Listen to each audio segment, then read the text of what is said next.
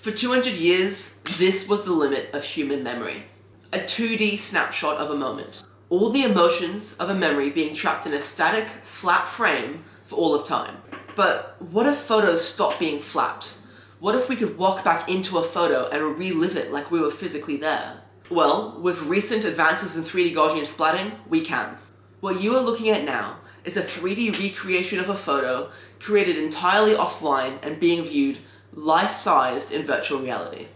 Using Apple's new ML Sharp model, you can now turn any photo into its own 3D world that you can walk around in.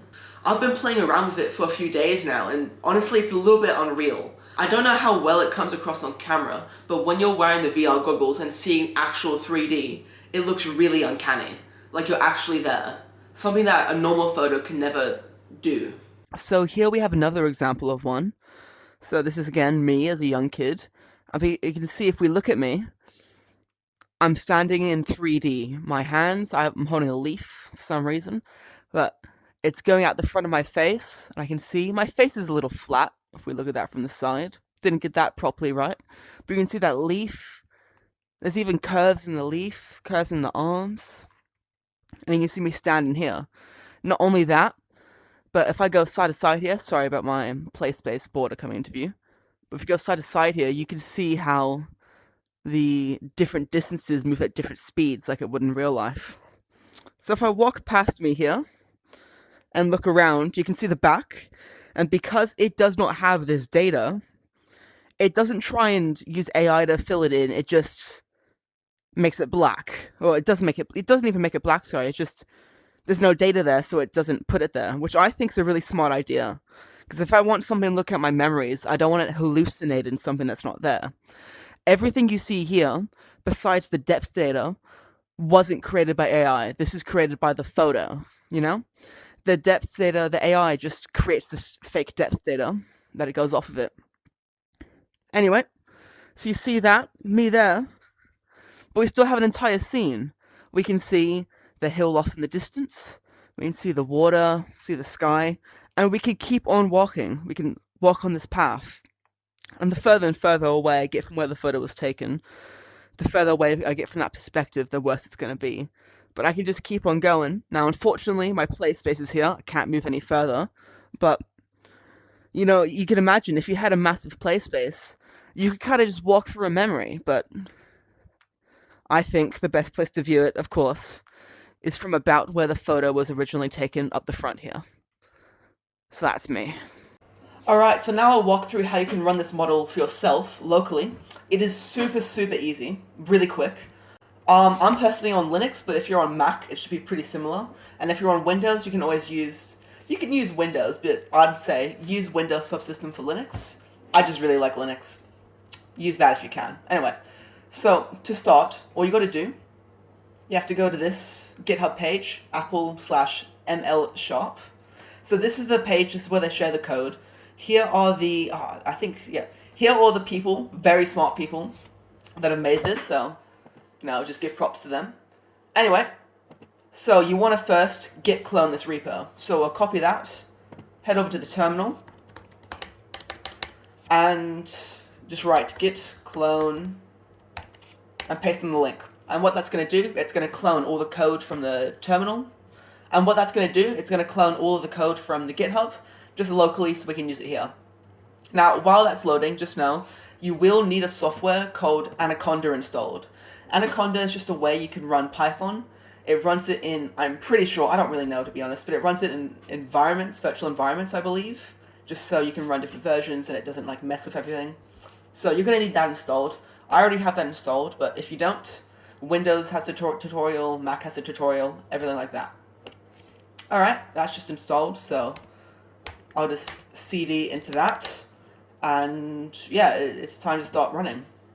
So if we just scroll down on the GitHub page, you can just see, this first command here, copy paste, conda create. We'll put that in. Now, I've already done this before, so it's asking me if you want to do that. I'll just say yes. It's just going to overwrite the one I had previously done. And it's going to do that, yep. I would like to install all these new packages. It's just getting it set up for us. And yeah, all we're going to do now If we want to start this virtual environment, this is the command, conda activate sharp. To deactivate it, you just do conda deactivate. So when you're done, just remember to do conda deactivate, is the moral of the story. But I'll just type this in. And yeah, we're in the environment and we're good to go. So now that we've done the installing of that, we have all of the code here from GitHub. Just copy paste in this pip install -r requirements. That's going to install all the Python requirements we're going to need. I should have it all downloaded already. Yeah, using cached, which is good. And then we'll just do sharp help to make sure we've installed it properly. This might take a while, so I'll just skip till it's done. It's installed. Have fun. Alright, so we can run that test command here, and if that runs well, fingers crossed, yep, we've got it. So now all you got to do, I have this cheeky command that I've already written out. Oh.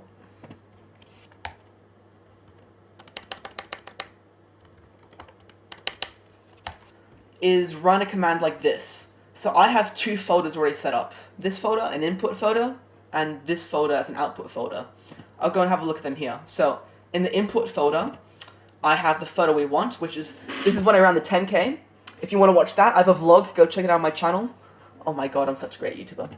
And then we have an output folder, and that's where our Gaussian splats are going to be put. So all you have to do is type shop dict -i, folder of all your input images, -o, and then the folder of your output. Click enter, and it'll get running. If you're running this on a computer where you had a good GPU, it should run in less than a second. I think that's the goal of this paper anyway. Less than a second. I'm running this on like a low power mode laptop, so it takes a few seconds. If you're on a Mac, it should also be fast as well, because I'm pretty sure this is designed to be on a Mac. But anyway, it's going to process that, and it'll eventually tell us when it's done, and the output will be in whatever output folder you said. So we'll wait for that. You know what? While we're waiting, if you're finding this helpful, feel free to like and subscribe. Feel free. I won't stop you, you know. Doesn't matter, but, you know, feel free. Watch to the end. Hit the bell icon. You know, it's fine. Alright, and now it's looking like it's finishing up. And I think it is done. So here it is. We have the Gaussian Splat file. So, just to test it out, I'll go to the website. You can just search up ML Splat Web Viewer. Here it is.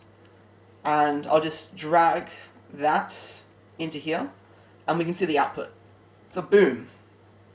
There it is.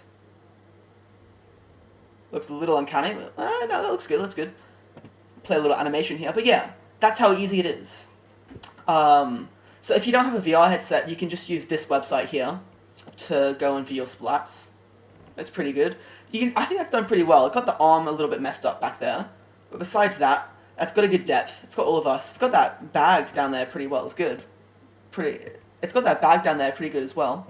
It's done a pretty good job. Now, if you did want to view this in VR, on Steam, this is the app I'm using. It's called Gracia or Gracia or something. I think they have a bunch of different, like, examples that are already on there that are, like, 4D, that are videos, but you can just upload your own one, and that's fine. It doesn't have to be public, I don't think. You can just click a button and it'll act as a viewer. So that's what I've been using. But anyway, that's the video. I hope you've enjoyed, and thanks for watching.